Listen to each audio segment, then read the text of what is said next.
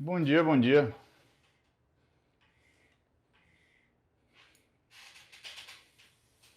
Hoje vou depender de vocês falarem como está o áudio. Eu troquei de microfone e eu acho que dessa vez eu acertei.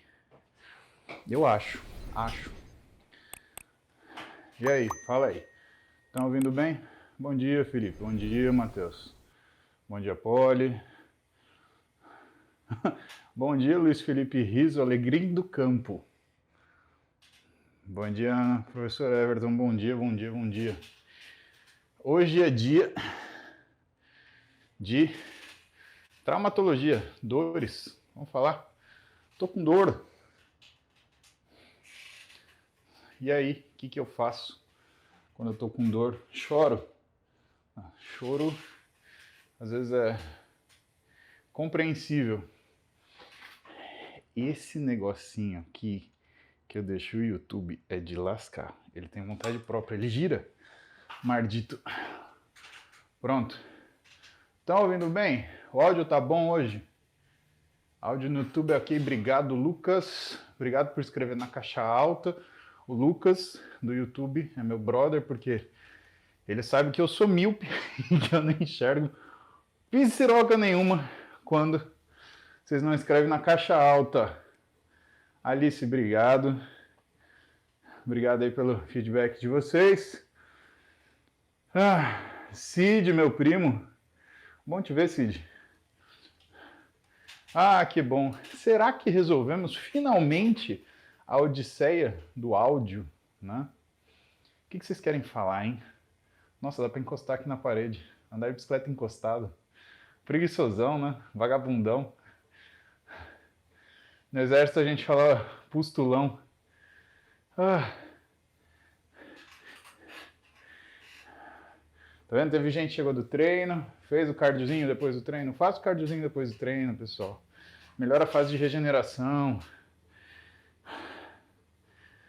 Deixa eu marcar meu tempo aqui com vocês e vamos responder o que dói em vocês, né? Por quê? Porque dor, a priori, né, para a gente começar esse papo. Para começar esse papo, dor, ela é um sinal de que alguma coisa está errada, mas também é sinal de que alguma coisa errada está sendo consertada. Por exemplo, tem uma coisa em ortopedia que chama tendinite calcária no ombro e que ela dói quando está resolvendo.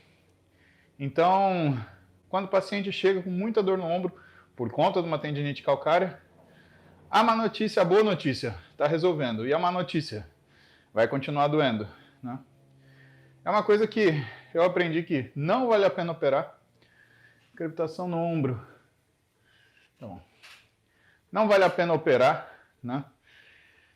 E que o melhor mesmo é você reabilitar e tratar de não deixar ter uma diminuição da amplitude de movimento para você evitar o risco de evoluir para um ombro congelado, né? Quando você diminui muito a mobilização do ombro, a tua cápsula articular ela dá uma enrijecida, fica difícil de você movimentar.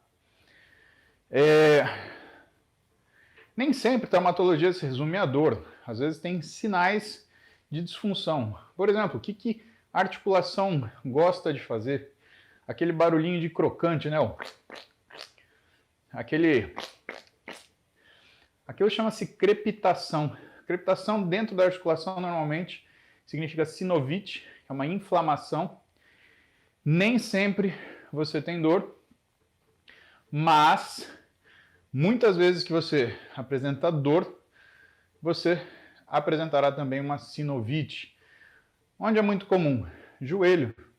Existe uma hipertrofia da gordura de Hoffa que faz a proteção do tendão patelar e ela começa a invaginar para dentro da articulação. Você escuta esse barulho de chama crepitação. Se a gente fosse descrever tal barulho, seria o mesmo que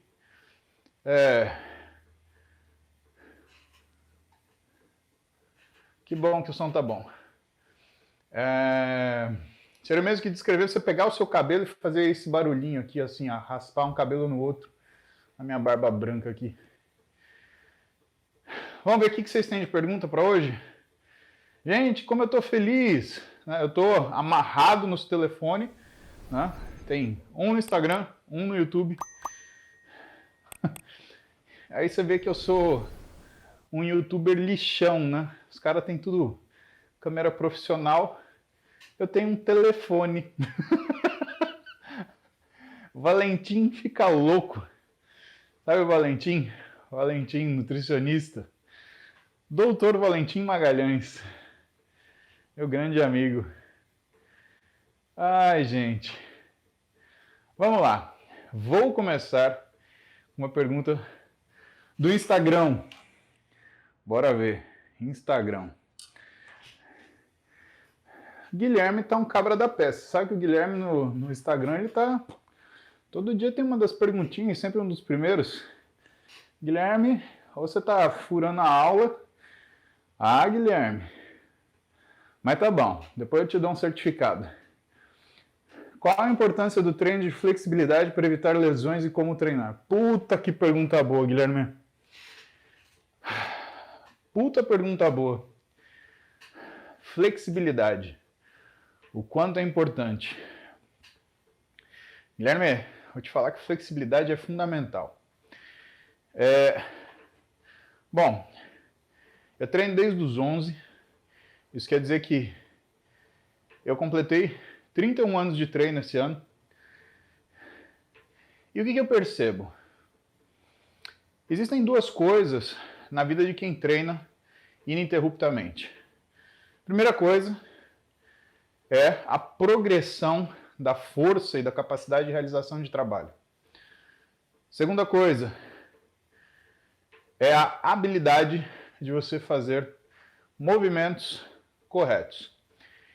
Fala-se muito em gestual esportivo quando você fala de esportes. Então você fala, por exemplo, do handball, o movimento do chute, do vôlei, o movimento do saque, do tênis, o movimento do backhand, que quando o pessoal faz slice, começa a dar tendinite, né? Aquela epicondilite lateral, o pessoal chama de tênis elbow ou cotovelo de tenista. E assim, se eu fosse falar para vocês que nada acontece quando a gente começa a treinar, porque a gente tem flexibilidade, seria militância ou panfletarismo. Por quê? Porque quando você começa a treinar, você não tem força para nada. A verdade é essa. Logo, dificilmente você vai se machucar. Se você levanta uma folha de papel, qual é a dificuldade relacionada a isso? Nenhuma, e portanto o risco de lesão é muito pequeno. Agora, existe uma questão que é o gestual esportivo da musculação. E aí eu peço licença para vocês, para sempre lembrá-los. Quando vocês entram numa sala de musculação, vocês veem pessoas levantando peso. Eu quero que vocês descolem essa imagem da cabeça. Eu quero que vocês comecem a observar que são pessoas contraindo os músculos, pelo menos as pessoas que têm bons resultados no seu treinamento. Parece uma tolice isso, mas isso é uma diferença gigantesca. Por quê? Quando você vai levantar o peso, você vai usar de qualquer recurso para que isso aconteça. Quando você contrai o músculo, o seu objetivo é contrair melhor o músculo para sinalizá-lo para a hipertrofia, você vai limitar o que são os seus recursos para levantar o peso, para que você direcione o que é a tua força, para que ela se torne uma informação naquela musculatura. Deixa eu tentar fazer uma comparação, e dessa vez não é com um carro, surpreendam-se vocês.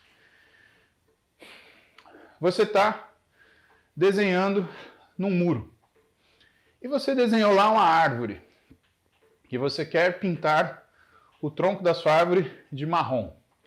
Você pode pegar um pincel pequeno e ir preenchendo aquele espaço. Você pode pegar um balde de tinta marrom e pau, jogar com tudo na parede. As duas situações irão colorir a parede. Contudo, somente uma formará aquilo que é a imagem da árvore. Vamos trazer para a academia. Você pode treinar usando movimentos que são movimentos não estéticos, que são movimentos grosseiros, mas quando você fala de hipertrofia muscular ou modelamento físico, que era um termo antigo, normalmente o que você precisa é justamente de foco naquele segmento muscular e inteligência motora para você controlar o seu movimento e manter o que é aquela tensão no seu músculo-alvo. Esse é o objetivo. Pois é. Que caramba isso tem a ver com flexibilidade? Que caramba isso tem a ver com lesão? O que tem a ver, Guilherme, é que uma das coisas mais difíceis, pelo menos na minha opinião, observando os profissionais de educação física trabalharem nas salas com os pacientes, é ensinar para eles consciência corporal. Ou seja, ele usar o músculo certo para fazer o movimento adequado. Né? Olha só, você quer limpar a bunda? Usa a mão, mais fácil que o cotovelo. Né? Vai lá, limpa com o cotovelo, não dá. Né? Usa a mão, funciona. E basicamente, você, na minha opinião, você só pode falar que uma pessoa está treinando quando ela domina aquilo que ela está fazendo. Exemplo, agora vamos falar do exemplo do carro. Qualquer pessoa pode ligar o carro, acelerar esse carro, soltar o pé da embreagem se for um carro manual, ou então tirar o pé do freio se for um carro automático e sair acelerando numa reta. E dirigir um carro. Veja, mesmo um carro mecânico, você tem que trocar as marchas. Isso é dirigir? Não, isso é operar a máquina carro. Dirigir é o quê? É você parar no sinal de pare, acelerar quando o farol abre, manter um distanciamento seguro do carro da frente, obedecer às leis de trânsito. Isso é dirigir. Trocar de marcha, pôr o pé na embreagem, tirar o pé da embreagem, isso na verdade é operar a máquina carro. Logo, primeira coisa que o profissional de educação física te ensina é, primeiro, operar a máquina músculo, para depois você conseguir fazer o quê? Treinar. E existem situações onde o que você precisa é de força bruta, existem situações onde o que você precisa é de concentração do que é o estímulo para a contração muscular. E a gente divide essas situações, Guilherme, esses exercícios em exercícios básicos, exercícios analíticos. Exemplo, levantamento terra é um exercício básico. É um exercício que você vai fazer de maneira analítica? Não, ele é um exercício para você produzir força. Logo, o objetivo é tirar o peso do chão. Se você treinar só levantamento terra, isso vai fazer com que você ganhe massa muscular? Sim. Mas se você treinar só levantamento terra, vai fazer com que você tenha membros inferiores de um fisiculturista? Não. O fisiculturista vem depois disso. Aonde? Ele pega toda essa força criada no terra e transporta para as máquinas que vão fazer o que a gente chama de exercícios analíticos, onde você tem decomposição das forças, trabalho num determinado vetor e, para muitos exercícios, manutenção do que é a tensão, principalmente se você está falando máquinas que têm camas, que têm polias, que são desenhadas para isso. Eu vou tentar simplificar essa conversa. Quando você faz essa transposição da força para aquilo que é o controle, e aqui a gente só está falando de aptidão neural, coisa da cabeça para cima, você precisa ter, dentre outras habilidades, flexibilidade. Por quê? Primeiro, porque o músculo flexível é mais forte. Segundo, porque um sistema de músculos onde você tenha um músculo que seja encurtado, por exemplo, você tem um encurtamento de posterior de coxa e quer treinar leg press. Aquele músculo encurtado, ele vai servir como fator limitante para você executar o peso. E se você falar de um exercício básico, por exemplo, como o levantamento terra que eu te falei, se você não tiver flexibilidade de posterior de coxa, o que vai acontecer? Você não vai conseguir fazer o terra com toda a força que você tem para fazer. O que é muito comum? É muito comum os profissionais de educação física encontrarem alunos que têm falta de flexibilidade posterior de coxa e panturrilha, né? Tricepsural. E o que acaba acontecendo? Nessas condições, Guilherme, esse encurtamento ele vai fazer com que a pessoa não consiga agachar usando a biomecânica adequada. Isso vai servir como um fator limitante, tanto de carga quanto de desempenho. Por quê? Porque vai chegar num teto aonde a falta de flexibilidade da seção posterior dos membros inferiores vai impedir que você progrida com os exercícios de força que vão jogar você nos exercícios analíticos e trabalhe de forma a segmentar aquilo que é necessário.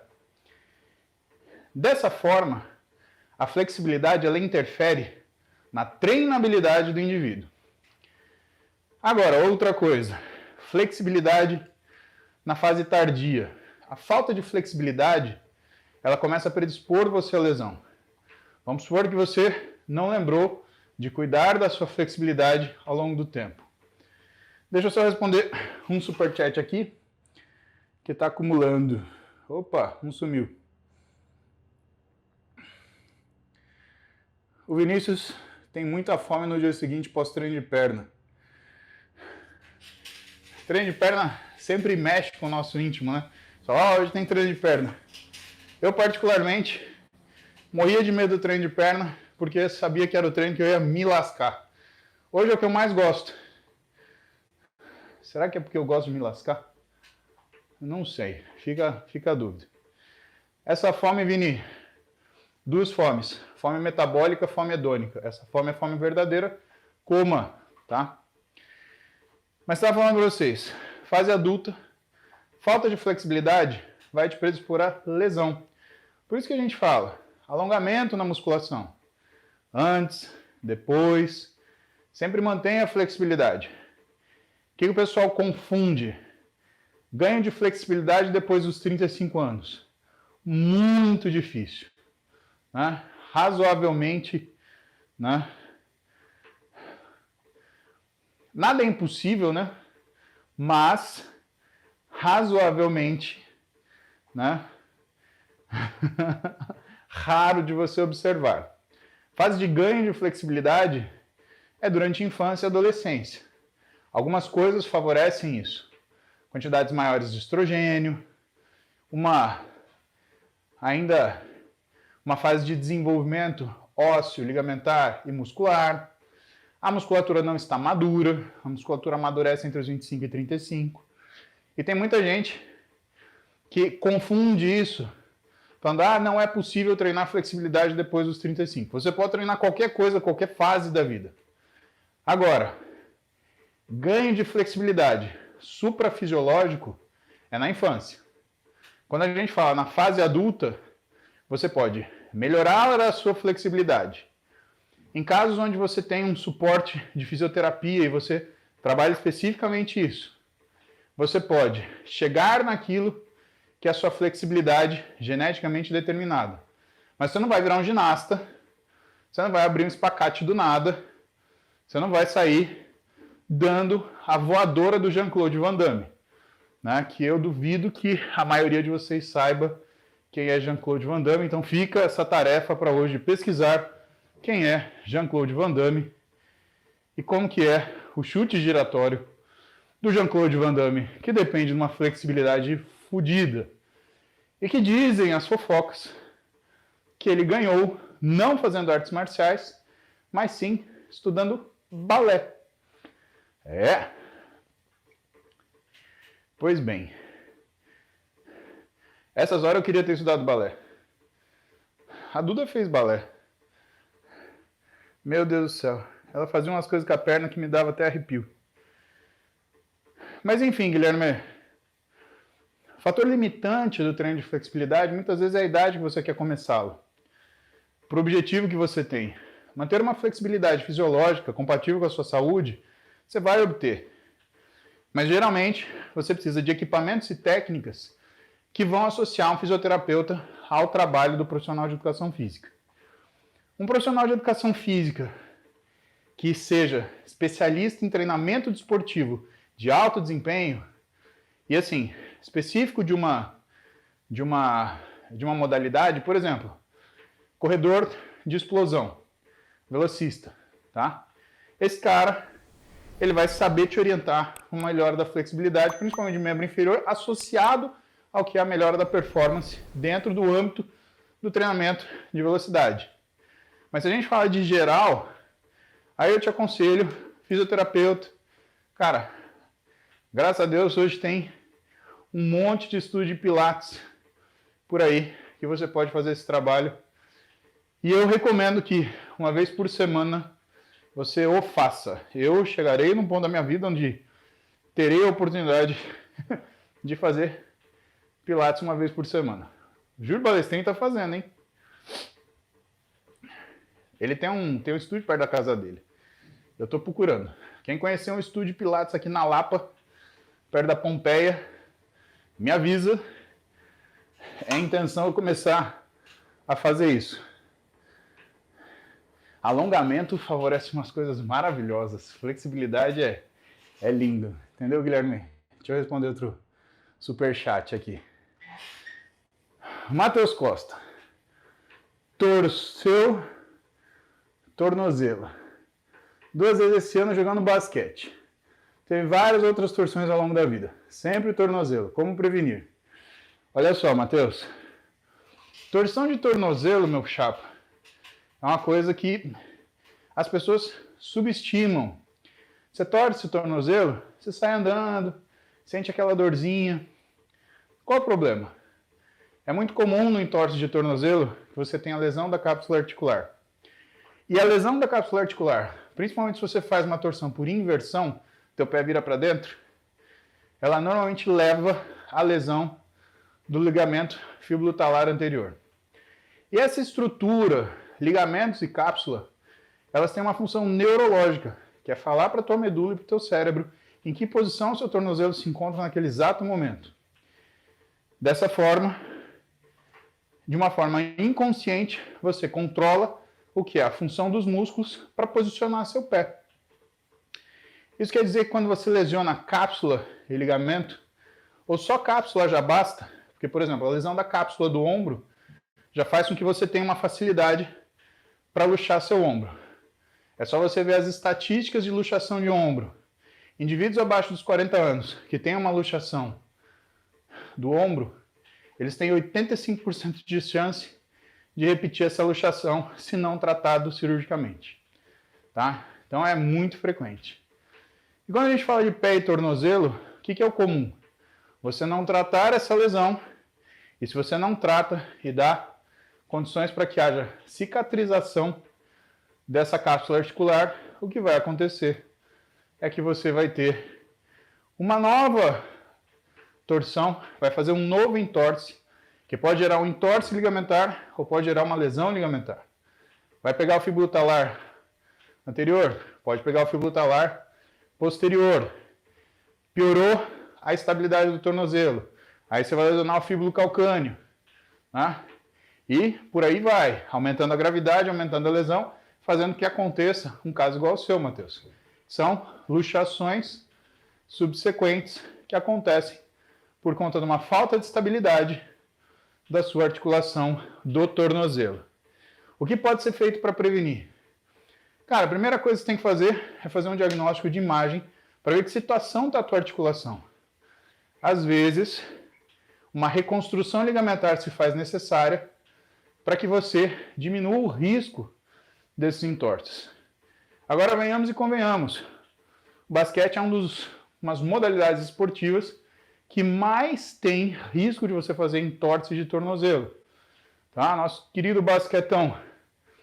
É uma coisa que você vai ter que conviver com isso, tá bom?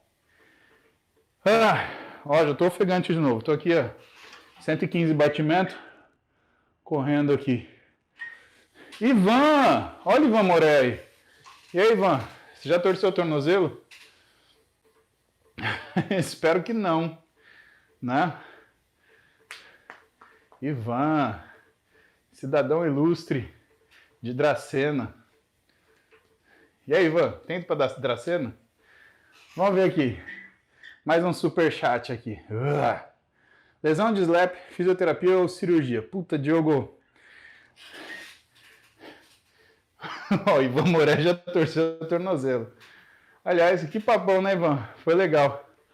O Diogo perguntou aqui, lesão slap. O que é lesão slap? Slap lesion é uma lesão que parece um arrancamento do tendão da cabeça longa do bíceps do ombro, tá? Existem graus que isso acontece. A gente costuma falar que o slap grau 1, ele é como se fosse um afilamento desse tendão, como se fosse genético, a pessoa nasceu desse jeito. Então não é bem uma lesão, ou pode não ser bem uma lesão. Slap grau 2 é quando você percebe que já tem um amarrotamento do lugar que esse tendão deveria estar inserido na cápsula, lá no tubérculo supraglenoidal, dentro do ombro, lá dentro. E grau 3 quando você já tem uma lesão clara. Deixa eu te contar um segredo, Diego. Eu tenho um slap grau 3. E a minha indicação é cirúrgica, eu tenho que operar. O professor Dr. José Carlos Garcia adoraria operar o meu ombro, né? Porque ele gosta muito de fazer isso. Eu vou ser sincero com você. Eu gosto de ser operado pelo Zé. Eu sempre saio melhor. Ele operou meu bíceps que rompeu aqui, eu tenho mais força no operado do que no bom. Cara, pergunta pro Henrique, que é professor de sala aqui do prédio. Ele me ajudou, aliás, a fazer a última série aqui. E, meu, o braço esquerdo operado é pelo menos 50% mais forte que o direito. Não sei explicar. Eu só aproveito. Então, certo, você quer tratar isso, Diogo, é cirúrgico, tá? Agora, você consegue fortalecer o mecanismo suspensor do ombro, entre aspas e colchetes, manguito rotador, estabilizar mais o ombro e dessa forma você consegue deixar uma condição onde você não sinta tanta dor, como no meu caso. Mas eu cheguei a ficar 6 meses sem deitar num supino, reto, inclinado, então nem pensar. Então fica esse aviso aí. Então tendo dor no ombro para fazer supino inclinado, vai pesquisar que pode ser uma lesão slap. Você pode estar quase para romper o seu tendão do bíceps. E se você sabe disso, você vai tratar cirurgicamente ou fisioterapia. Eu na época optei fisioterapia, mantenho que são os exercícios até hoje. E graças a Deus e a fisioterapia estou, né, não curado, porque a lesão está aqui, mas estou assintomático. Um dia pode ser que rompa. Se romper, aconteceu, ligarei no mesmo minuto para o José Carlos Garcia. José, socorro. Eu sei que ele me põe numa mesa no dia seguinte, e 2 dias depois eu já estou em casa, e 3 eu estou treinando perna. Haja o que houver, eu estou treinando. Por quê? Bicho que vive treinando, recupera treinando. Tá bom? Só uma coisa que vocês entendam. Um dos temas da aula do Davi Ronce, que é a questão de fisioterapia esportiva, que é justamente essa abordagem, tá? Gente que treina, recupera treinando. Aquilo que pode, né? Mas não pode parar, pelo amor de Deus. Se vocês treinam há muito tempo, vocês tiveram uma lesão, não pare tudo. Isso destrói a tua parte metabólica.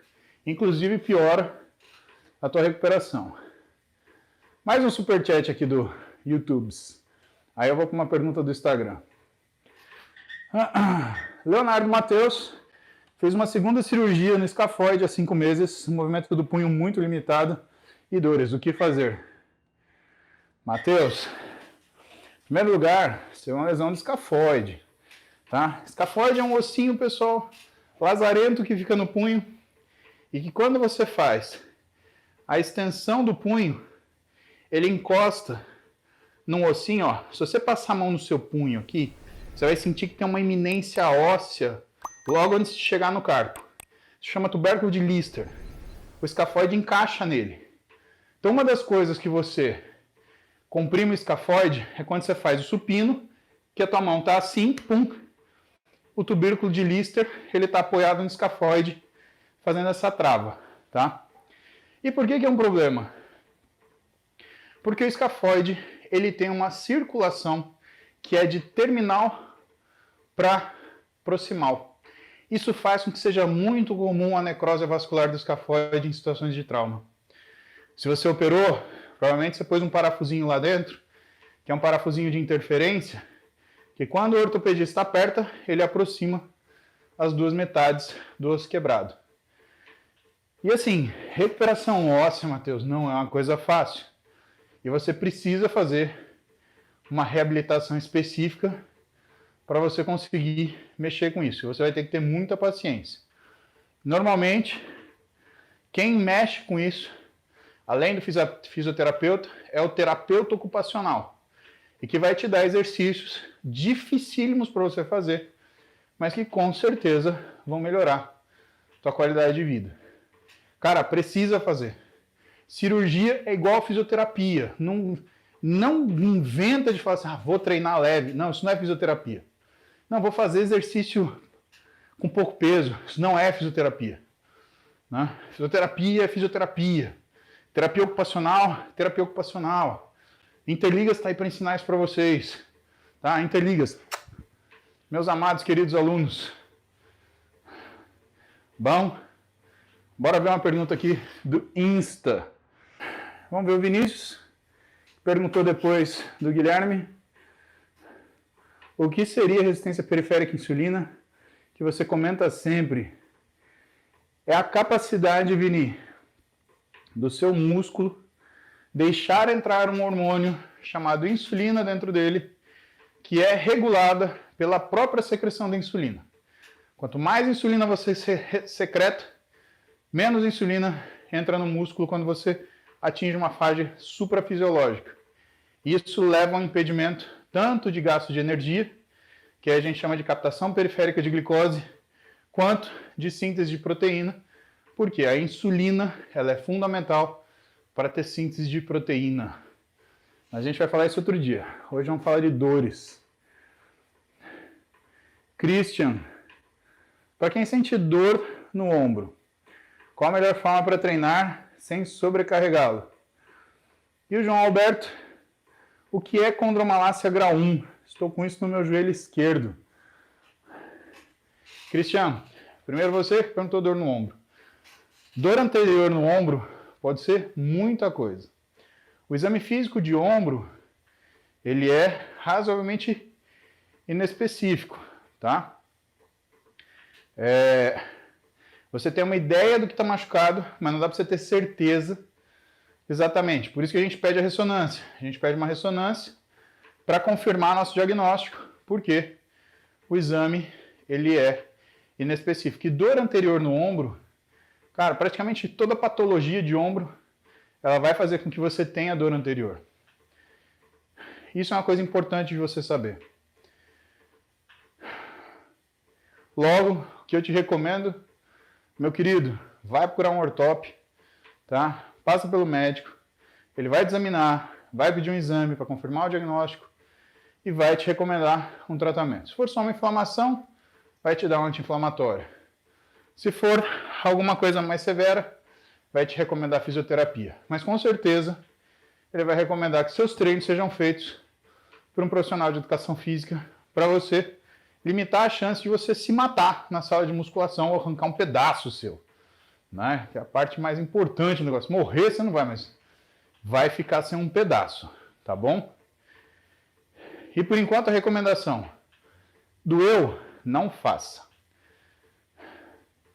Aí depois, deixa eu ver, do João. João pergunta de condromalácia. João, condromalácia, ela é uma doença da cartilagem que reveste o osso da superfície articular. Então você tem lá o joelho, tem o fêmur, tem a tíbia. Vamos pegar alguma coisa que eu te mostre. Tem o cotovelo, você tem o húmero e você tem a una. A una articula com o húmero via cartilagens. As cartilagens se entram em contato, tá? Então, quando a cartilagem entra em contato com a outra, ela supostamente desliza. Como que a cartilagem faz isso? A cartilagem é um tecido que parece uma borrachinha, mas a célula que a compõe é extremamente eficiente. Ela é uma célula especialista em concentrar água. Isso quer dizer que as camadas mais superficiais da cartilagem, elas basicamente são água. A celularidade da cartilagem, ela se encontra perto do osso. A gente chama osso subcondral. E essa cartilagem, ela pode ser lesionada. E aí o que acontece? Você determina graus para a lesão dessa cartilagem. E normalmente a gente trabalha com 4 graus de lesão de cartilagem. Grau 1, quando a cartilagem faz uma bolha. Grau 2, quando essa cartilagem ela estoura, essa bolha estoura e fica fibras no local. Grau 3, quando o contato ele permanece alto com dissipação de pressão de forma focal e não distribuída. E aí você tem uma rachadura na cartilagem. Grau 4, quando essa rachadura é profunda e você tem exposição do osso subcondral, o osso que fica debaixo da cartilagem, podendo ou não ter corpos livres dentro da articulação, ou seja, pedaços da cartilagem que rachou e está solta lá dentro da articulação. Cirurgia do Júlio do cotovelo. Tinha um corpo livre, cara, era tamanho da ponta do meu dedão, tinha pelo menos 2 centímetros de comprimento por 1 centímetro de largura. Quase um ovo de Páscoa. Isso era um, né? Tinha vários dentro. Pergunta para ele. Entra lá no Instagram do Júlio Balestrin, pede para ele te mostrar o que foram os geodes que a gente tirou de dentro dos cotovelos dele. Tinha dentro dos 2. Então, no seu caso, João, uma condropatia grau 1, o que se descobriu? Uma bolha na cartilagem ou um amassado nela. Isso é sinal do quê? Você precisa melhorar a biomecânica do seu segmento afetado. Se for no joelho, precisa acertar o que é o mecanismo extensor. Se for no cotovelo, mesma coisa, né? O cotovelo é bem mais difícil. O cotovelo, você tem 3 ossos em contato: o húmero, o rádio e a ulna. A ulna ela faz o olecrano, que é aquele osso que parece um gancho aqui. Essa ponta é o olecrano. Ela que articula com o húmero, que é o osso do braço. O rádio, ele está aqui na lateral. É ele que permite que você rode a mão. Então a cabeça do rádio parece uma roldana que fica aqui. Articula tanto com a ulna quanto com o húmero. E aí é um trabalho muito mais cuidadoso, muito mais meticuloso e também muito mais difícil. Mas cuide, porque a condromalácia evolui, tanto que a gente chama de estágios. Você está no estágio 1. Se você continuar fazendo a mesma coisa que te levou para o estágio 1, você vai seguir para o 2, para o 3, para o 4, até chegar uma hora que você vai perder a mobilidade. Vamos lá. Mais uma pergunta do Superchat aqui. Paulo Ricardo. Bom dia. Acabou que tratei conservador minha luxação patelar, já estou acabando a físio. Quanto tempo para fortalecer e alongar o quadríceps a ponto de eu poder voltar para o futebol com segurança? 6 meses? 3 vezes academia, mais 2 vezes de pilates por semana? Paulo, olha só. Luxação patelar, você teve uma lesão da retinácula da patela. Então, se você joga futebol costumazmente, quando você faz fisioterapia, você resolve o problema da dinâmica da patela, mas você não resolve o problema anatômico. Eu diria que é incomum você conseguir cicatrizar a retinácula de forma a ela ter função de retenção da patela no lugar onde ela tem que ficar, tá? Então, uma das coisas que a gente pergunta para paciente que tem uma luxação patelar é: qual é o uso que você faz do seu joelho? Ah, eu jogo futebol, eu amo jogar futebol. pende para operar. Por quê? Porque o risco de você luxar de novo é muito grande. Tempo de recuperação de partes moles, em geral, são de 6 a 8 semanas. Tá? Então pensa que para você melhorar a condição da lesão, 6 a 8 semanas. Para você fazer a recuperação do músculo que eventualmente você perdeu no processo, são de 8 a 12 semanas. Então o tempo adequado seriam 2 meses de cicatrização, 3 meses de retreinamento, seriam mais ou menos 5 meses, tá? Em condições ideais, que você está treinando numa boa. Musculação, eu falaria para você fazer todo dia. Pilates, você podendo fazer 2 vezes por semana, é excelente. Eu acho que isso vai melhorar a condição geral do seu organismo, do seu aparelho locomotor, melhor dizendo. Agora, se você vai luxar de novo essa patela ou não, depende do estresse que você aplicar nela. No meu joelho, se eu fosse jogar futebol, eu optaria pela cirurgia. Isso me daria mais segurança.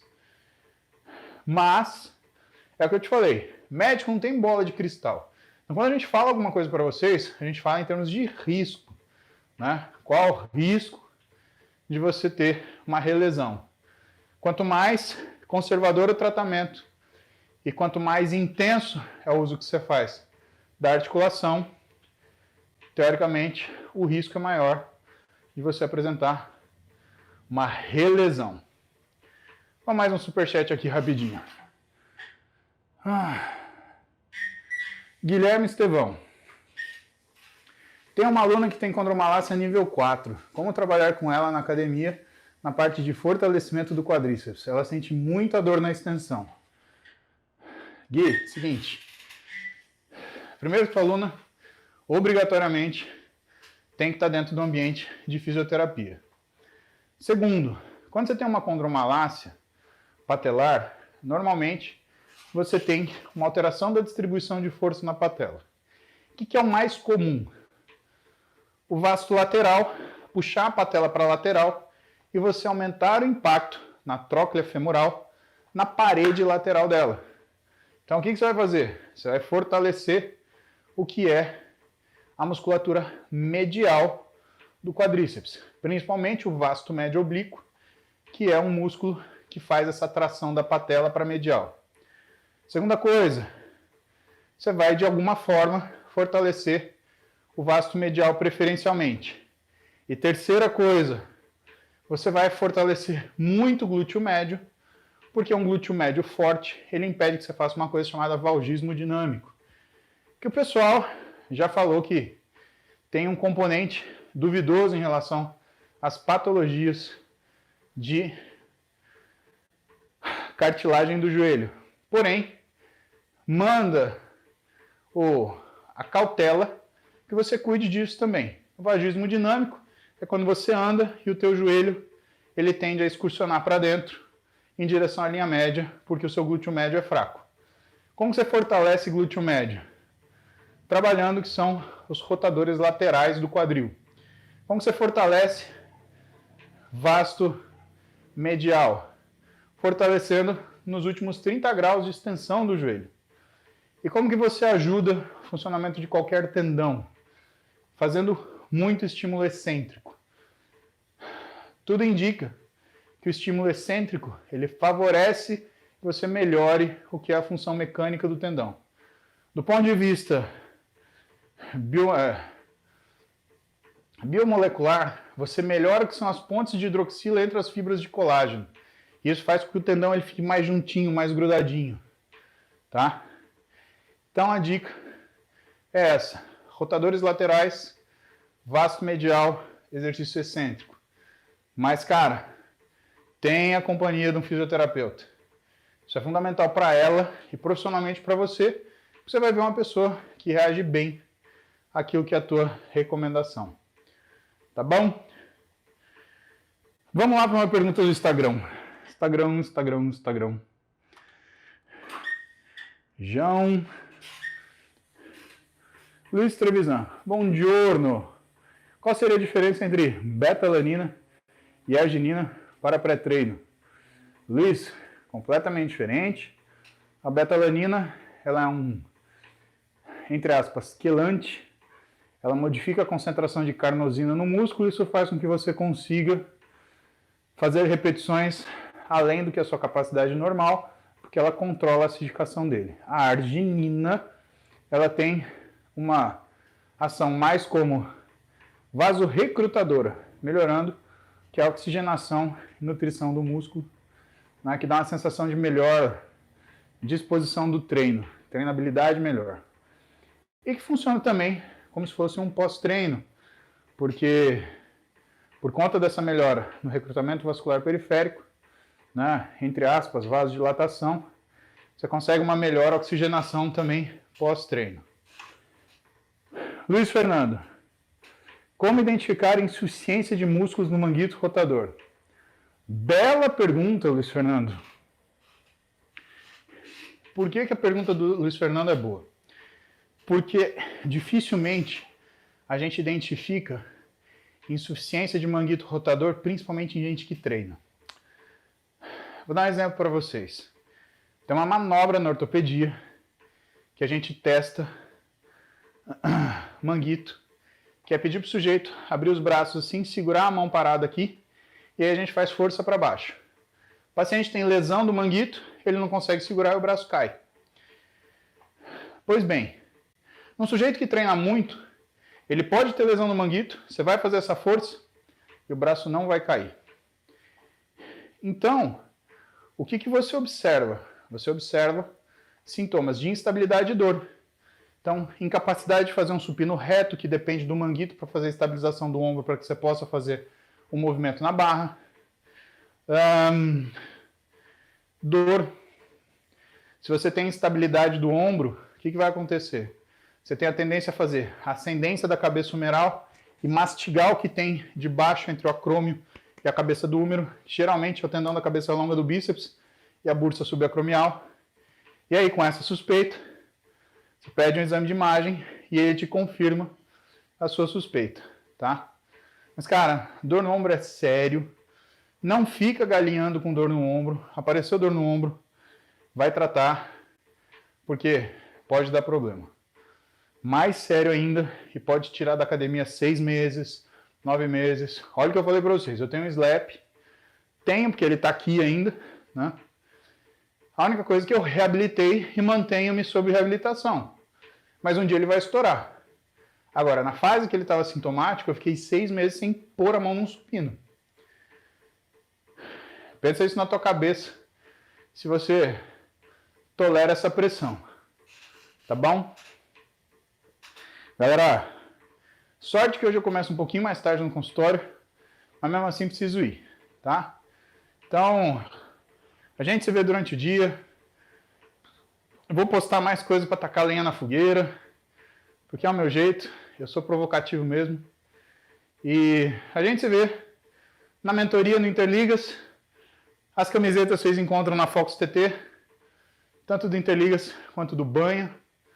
E os conteúdos daqui das lives, sempre no YouTube, para vocês poderem, inclusive, pesquisar por assuntos e achar aquilo que vocês querem, tá bom? Bom dia hoje. Falamos de traumatologia.